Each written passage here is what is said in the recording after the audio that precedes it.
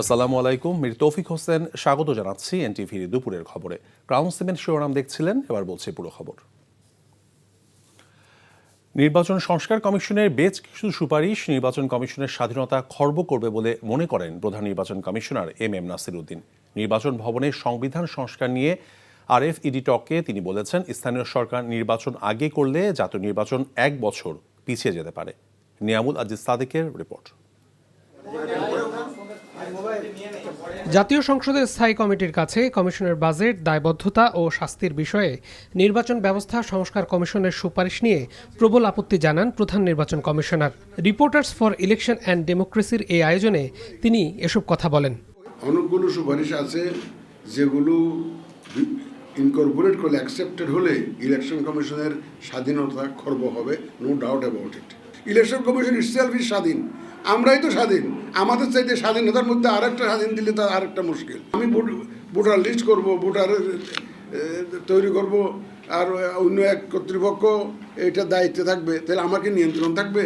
সরকারি হুকুমে চললে ইলেকশন কমিশনের কী দশা হয়, এটা আমার তার ব্যাখ্যা করার দরকার নেই। সুতরাং আমার স্বাধীনতা যদি না থাকে, কম্প্রোমাইজ হয়, it may be anything other than the fair election.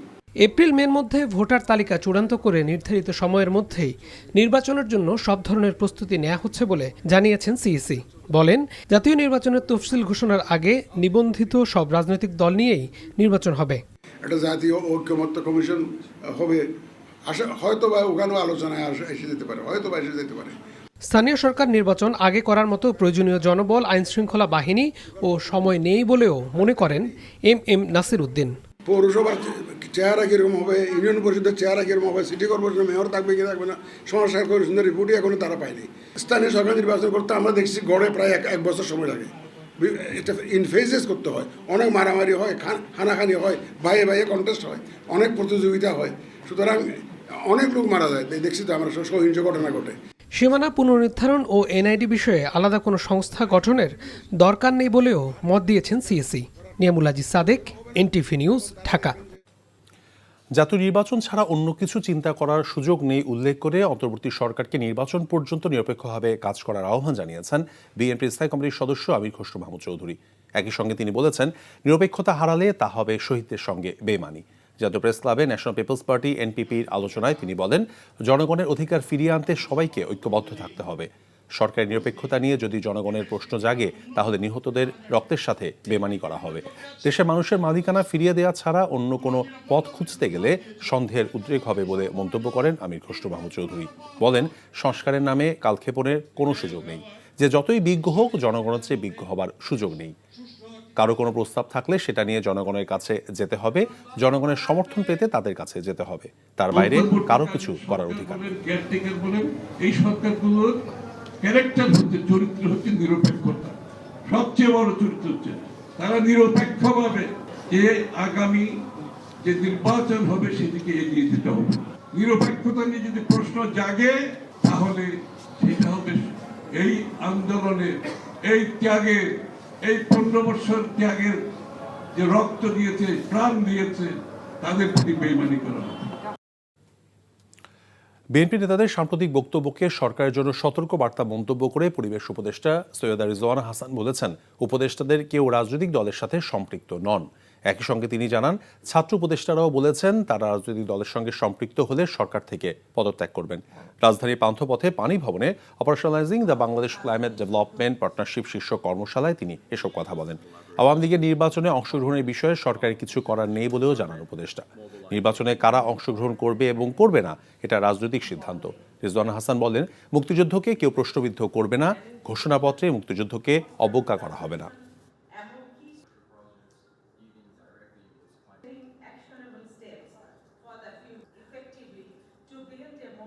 অন্যান্য রাজনৈতিক দলের পক্ষ থেকে যে কথাটা বলা হচ্ছে, সেটা রাজনৈতিক শক্তি হিসাবে সতর্কতামূলক একটা বার্তা তারা দিতেই পারে। উপদেষ্টা পরিষদের কেউ রাজনৈতিক দল গঠন করছেন উপদেষ্টা পরিষদের থেকে, এটা আমার জানা নেই। শিক্ষার্থী উপদেষ্টা যারা আছেন তারা বলেছেন যে যদি রাজনৈতিক দল তারা গঠন করেন, সরকার ছেড়ে গিয়েই তাদেরকে গঠন করতে হবে, বা যেই রাজনৈতিক দল গঠন করুক না কেন, সরকার থেকে চলে গিয়েই তাকে সেটা করতে হবে। কাজে সেখানে আমি সন্দেহের বা আশঙ্কার কোনো জায়গা দেখছি না। জীবাশ্ম জ্বালানি নির্ভর বিদ্যমান জ্বালানি মহাপরিকল্পনা integrated energy and power master plan অনতিবিলম্বে বাতিল করার দাবি জানিয়েছে টিআইবি। সকালে মানিক মিয়া অ্যাভিনিউয়ে জাতীয় সংসদের সামনে আন্তর্জাতিক ক্লিন এনার্জি দিবস 2025 উপলক্ষে আয়োজিত মানববন্ধনে দাবি জানান ট্রান্সপারেন্সি ইন্টারন্যাশনাল বাংলাদেশ টিআইবি নির্বাহী পরিচালক ডক্টর ইফতেখারুজ্জামান। মানববন্ধনে তিনি বলেন, জ্বালানি মহাপরিকল্পনা বাতিল করে জীবাশ্ম জ্বালানির ব্যবহার হ্রাস এবং জ্বালানি মিশ্রণে নবায়নযোগ্য জ্বালানির পরিমাণ বৃদ্ধি এমন মূলনীতির উপর ভিত্তি করে নতুন মহাপরিকল্পনা তৈরি এবং কার্যকর করতে হবে। তাছাড়া জ্বালানি খাতে স্বচ্ছতা এবং জবাবদিহিতা নিশ্চিতের দাবি জানানো হয় মানববন্ধন থেকে।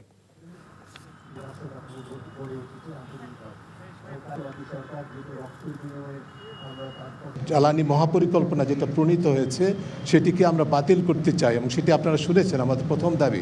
কেন কোনো বিনা যুক্তিতে আমরা সেটা চাচ্ছি না, তার কারণ হচ্ছে যে যেই মহাপরিকল্পনার নামে যেই দলটি তৈরি হয়েছে সেটি তৈরির পেছনে ছিল কনফ্লিক্ট অফ ইন্টারেস্ট, স্বার্থের দ্বন্দ্ব। যারা বাংলাদেশে জীবাশ্ম জ্বালানির বিকাশ দেখতে চায় তাদের এক্সপার্ট দ্বারাই কিন্তু এই নীতিটির মহাপরিকল্পনা প্রণীত হয়েছিল। কাজেই আমরা এটা সম্পূর্ণভাবে প্রত্যাখ্যান করার জন্য সরকারের কাছে আহ্বান জানাচ্ছি।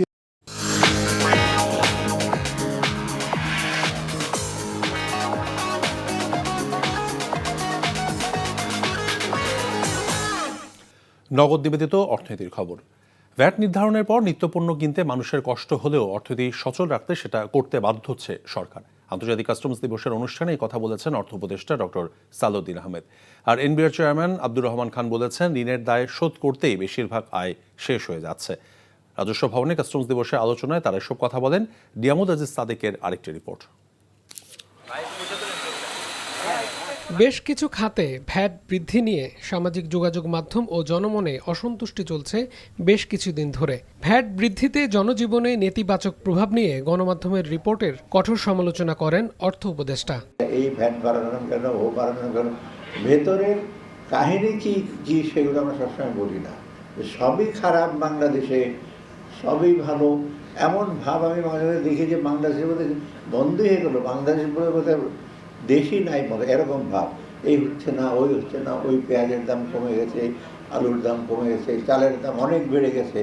তবে এটা ঠিক জনগণের, ডেফিনেটলি জনগণের কিছুটা কষ্ট হচ্ছে, তাদের পাওয়ার ক্ষমতার মধ্যে থাকছে না অনেক কিছু, সেটা আমরাও করব। তার মানে ইচ্ছাকৃতভাবে তো করছে না। যে জাতীয় কাস্টমস দিবস উপলক্ষে আগারগাঁওয়ের রাজস্ব ভবনে এনবিআর চেয়ারম্যান বলেন, বিগত সরকারের নানা প্রকল্পের ঋণ শোধ করতেই সরকারের প্রায় সব আয় শেষ হয়ে যায়। আমাদের ঋণের বোঝা ক্রমাগত বাড়বে এবং আমাদের ডেভেলপমেন্ট পার্টনার আমাদেরকে ক্রমাগত চাপ দিবে। তারা যখন দেখবে যে ঋণ পরিশোধের ক্ষমতা নাই, তখন কিন্তু তারা ঋণ দেওয়া বন্ধ করে দেবে। স্বাভাবিক, অটোমেটিক্যালি তখন আমাদেরকে চাপ দিবে, যেই চাপগুলো এখন আমরা সহ্য করছি। ট্রানজেকশনগুলো রেকর্ডেড হয়ে গেলে তারা তাদের ভ্যাট ট্যাক্সটা নিয়ম মতো দিতে হবে, এটাই বড় ডেটারেন্ট। আমরা বলতে চাই, আমরা প্রয়োজনে ভ্যাটের হার কমাবো, ট্যাক্সের হার কমাবো, যে কিছু গুটি কয়েকের হাতে সবকিছু চলে আছে। আগামী এক সপ্তাহের মধ্যে ন্যাশনাল সিঙ্গেল উইন্ডো উদ্বোধন করা হবে জানিয়ে তিনি বলেন, ভ্যাট ট্যাক্স থেকে দূরে থাকার ব্যবসায়ীদের মানসিকতা পরিহার করতে হবে। Niamul Aziz Sadek, NTV news, Dhaka. দর্শক, এই মুহূর্তে বাংলাদেশ ব্যাংকে অভিযান চালাচ্ছে দুদক। সেখানে আছেন আমাদের সহকর্মী মিসবাহ হাসান। মিসবাহ, বাংলাদেশ ব্যাংকে দুদকের অভিযান সম্পর্কে কি তথ্য আছে আপনার কাছে?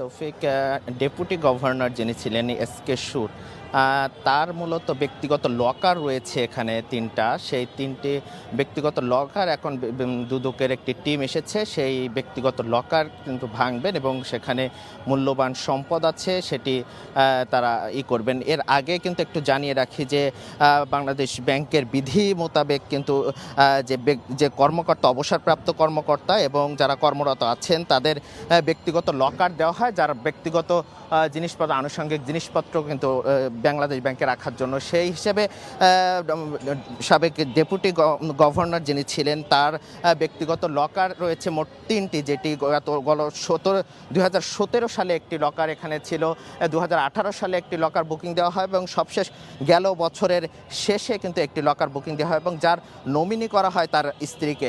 এই 3টি লকার রয়েছে। দুদকের অনুসন্ধানী দল এর আগে কিন্তু তার নিজ বাড়িতে ধানমন্ডিরত যে বাড়ি আছেন সেখানে কিন্তু অভিযান চালায়। সেই অভিযান চালিয়ে প্রায় 16 কোটি টাকা উদ্ধার করে। তারপরে কিন্তু একাধিকবার বাংলাদেশ ব্যাংকে নোটিশ দেয় তার যে ব্যক্তিগত লকার আছে সেখানে অভিযান চালানো হবে এবং বাংলাদেশ ব্যাংকের পক্ষ থেকে অনুরোধ জানানো হয় যে লকারটি আছে সেটি না ভাঙার জন্য। পরবর্তীতে দুদক এটাকে স্থগিত করে দেয় এবং আজকে দুদক বাংলাদেশ ব্যাংকের আসেন এবং এখন পর্যন্ত যে বাংলাদেশ ব্যাংকের যে টিম আছে তাদের সাথে কথা বলছে, লকারের যে দায়িত্বে আছে সেই কর্মকর্তার সাথে কথা বলছে। দীর্ঘ মিটিং চলছে। মিটিংয়ের পরবর্তীতে কিন্তু স্বর্ণকার এবং লকারের যে কারিগররা আছেন, কারিগররা আসলে সেই লকারটা কিন্তু ভাঙতে দুদকের অভিযান কিন্তু এরপরে শুরু হবে।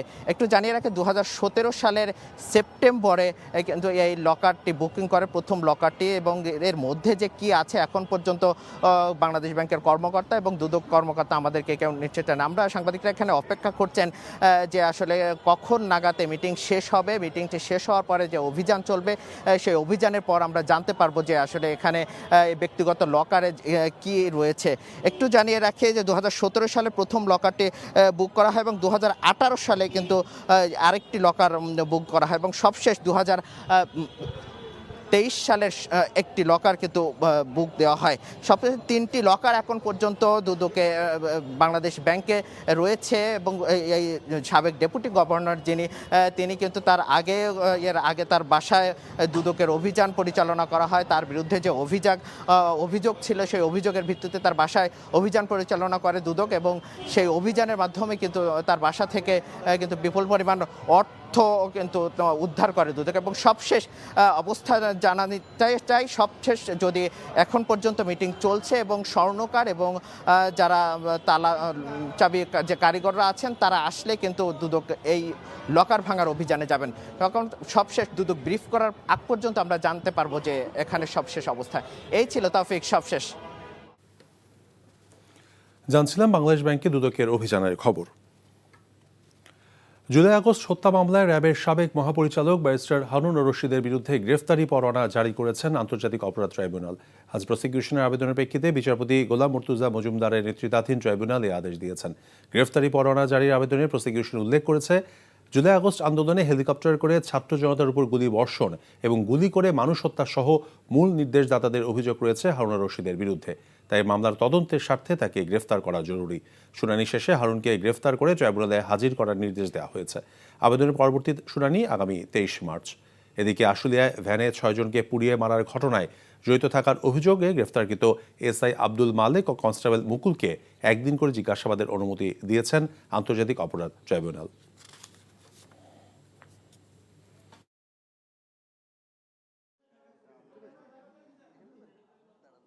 ছাত্র জনতাকে নির্মূল করার জন্য যে পরিকল্পনা এবং পরিকল্পনা বাস্তবায়ন সেটা তিনি করেছিলেন হারুন রশিদ তার অধীনস্থ অফিসারদেরকে ব্যবহার করে। তদন্ত সংস্থা ক্রমাগত এই তথ্যগুলো পাচ্ছেন, সেই তথ্যগুলো সংগ্রহ করে প্রাথমিক অবস্থায় তার ব্যাপারে যে তথ্যগুলো পাওয়া গেছে তার ভিত্তিতে তাকে গ্রেপ্তার করার জন্য প্রসিকিউশনকে তারা অনুরোধ জানিয়েছিলেন। তার ভিত্তিতে আজকে আমরা পিটিশন মুভ করেছি। আদালত তাকে গ্রেপ্তার করে এই ট্রাইব্যুনালে হাজির করার জন্য নির্দেশ প্রদান করেছেন।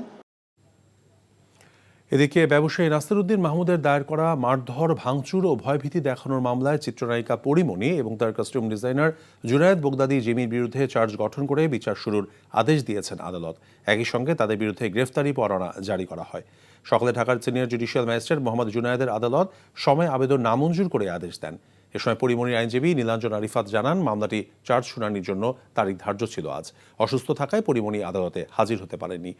এরপর আসামি জিমির পক্ষেও সময় আবেদন করা হয়। আদালত সময় আবেদন নামঞ্জুর করেন, তাদের বিরুদ্ধে চার্জ গঠনের আদেশ দেন। গ্রেফতারি পরোয়ানাও জারি করেন। 2022 সালের 6 জুলাই আদালতে মামলাটি করেন ব্যবসায়ী নাসিরউদ্দিন মাহমুদ। মামলার তদন্ত কর্মকর্তা মনির হোসেন ঢাকার চিফ জুডিশিয়াল ম্যাজিস্ট্রেট আদালতে পরিমণি এবং তার কস্টিউম ডিজাইনার জুনায়েদ বগদাদি জিমির বিরুদ্ধে প্রতিবেদন দাখিল করেন।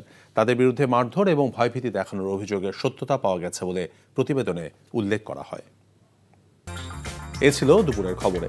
এই খবরে ভিডিও সহ আপডেট জানতে ভিজিট করুন এনটিভি অনলাইন www.ntvbd.com। এছাড়াও এনটিভির জনপ্রিয় সব অনুষ্ঠান এবং খবরের আপডেট জানতে ভিজিট করুন আমাদের ইউটিউব এবং ভেরিফাইড ফেসবুক পেজ। 5টায় দেশের খবর দেখার আমন্ত্রণ রইল। ধন্যবাদ সবাইকে।